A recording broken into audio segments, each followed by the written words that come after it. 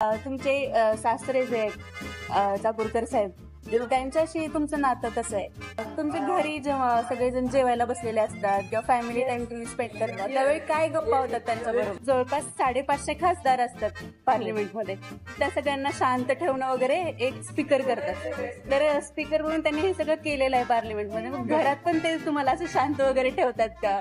राजकीय घरात म्हणजे राजकीय पार्श्वभूमी असलेलं माहेर आणि नंतर तर अगदी डायरेक्टली राजकारणाच्याच घरात आले आणि आपसुकच आजूबाजूच्या लोकांना असं वाटायचं की काही करू शकतात.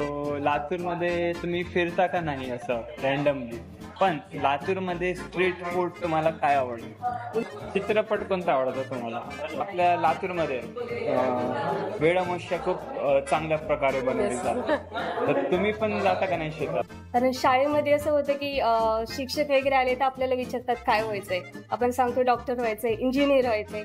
तसं तुम्ही कधी सांगितलं होतं की मला एक राजकीय क्षेत्रामध्ये जायचंय? नाही, मला वकील व्हायचं होतं मुळात. अच्छा. वकील व्हावा असं माझी नक्कीच इच्छा होती, पण आईची इच्छा होती की डॉक्टर हो, आणि म्हणून मग मी हा प्रवास पुढे केला.